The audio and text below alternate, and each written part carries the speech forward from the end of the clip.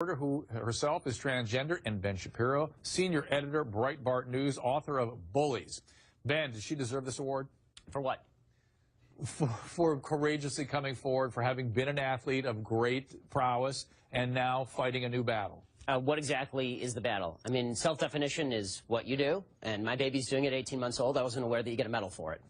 To come out transgender is horribly difficult. It is the most difficult thing you can do. I've been overseas. I've flown helicopter missions, surveillance missions. I've been shot, stabbed. Being brave is being yourself. And being transgender is about the bravest thing you can do. Did she deserve the award? 65? Yes. Why are we mainstreaming delusion? It's not delusion. Why would you call it delusion? Because Caitlyn Jenner, I'll call him Caitlyn Jenner. No, because it's her. You're not being polite to the pronouns. Because disrespectful. Okay, forget about the disrespect. Facts don't care about your feelings. It turns out that every chromosome, every cell in Caitlyn Jenner's body is male, with the exception of some of his sperm cells. It turns out that his brain structure is male. It turns out that he still has all of his male appendages. How he feels on the inside is irrelevant to the question of his biological sex. I don't agree with that. I'm not on that train. I'm not on that train. She wants to be called she. I'm going to call her she. I just have a problem with the message and the messenger. So, well, let's I'm going to do two things. I want to reiterate what Zoe said, which is the bifurcation of the courage to come forward after a lifetime as a male and a certain kind of a male, versus did she deserve this award? Listen, awards, what are award ceremonies except an opportunity to catch some eyes? Especially the ESPN. So, yeah. ESPN, well done, ABC. Yeah. They did exactly what their job was, to attract eyes. They did it. That's what award ceremonies are for. But in terms of the science behind gender dysphoria, you're very familiar with that, Zoe. Very familiar. It's not about the chromosome. Excuse me, the chromosomes within our nuclei. Yeah, chromosomes don't necessarily mean you're male or female. Gender. With gender identity. Go ahead. No, so especially, but even so, you have a thing like Klinefelter's syndrome. So you don't know what you're talking about. You're not educated on genetics. Would you like to discuss the genetics? Well, no. What are your genetics?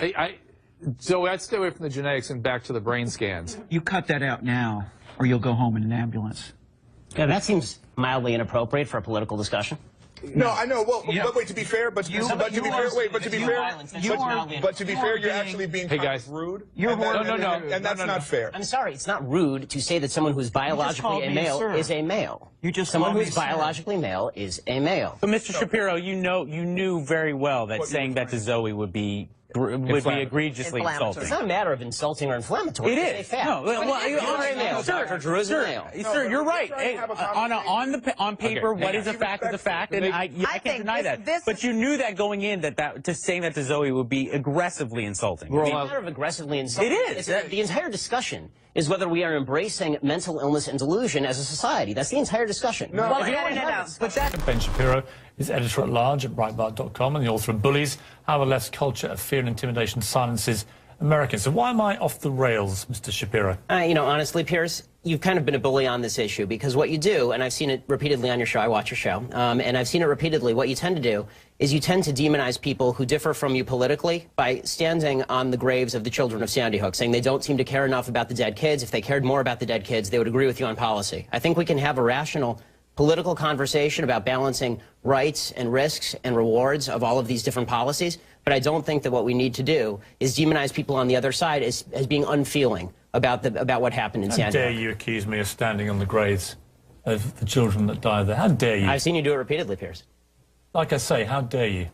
Well, I mean, you can keep saying that, but you've done it repeatedly. What you do, and I've seen you do it on the program, is you keep saying to folks that if they disagree with you politically, then somehow this is a violation of what happened in Sandy Hook. And you have yet, I'd really like to hear your policy prescriptions for what we should do about guns. Because you say that you respect the Second Amendment, and, you know, I brought this here for you so that you can read it. It's the Constitution. And I would really like for you to explain to me what you would do about guns that would have prevented what happened in Sandy Hook. If you want to do what you did in the UK, right, which is ban virtually all guns, that is at least a fair argument. And we can have a discussion about whether that's something that we ought to do or not. I've made it very clear what I want to do, which is exactly what Mark Kelly wants to do. And in fact, rather than address let's talk about that. Rather than address your comments to me about standing on the graves of children at Sandy Hook, you can address them to Mark Kelly, because he agrees with everything that I've been saying, because he feels the same way, as does his wife. They're gun owners. They both respect the Second Amendment of the Constitution. They don't want to take away anybody's right to defend themselves with guns. Well, they want to take away certain types of guns, obviously. They want to take away assault weapons, which are capable with magazines like we saw at Aurora and Sandy Hook of unleashing a ridiculous amount of bullets. Well, this is a question I wanted to ask you, Piers, because I've seen you talk about assault weapons a lot, and I've seen Mark Kelly talk about assault weapons. The vast majority of murders in this country that are committed with guns are not committed with assault weapons, they're committed with handguns. Okay, so are you willing to ban handguns in this country across the country? No, that's not what I'm asking for. Why not? Let me ask you... Don't you care about the kids who are being killed in Chicago as much as the kids in Sandy Hook? Yes, I do. Then why don't you care about banning the handguns in Chicago? I wanted to share with you. According to Pew Research, the net worth of white families in 2013 was $141,000.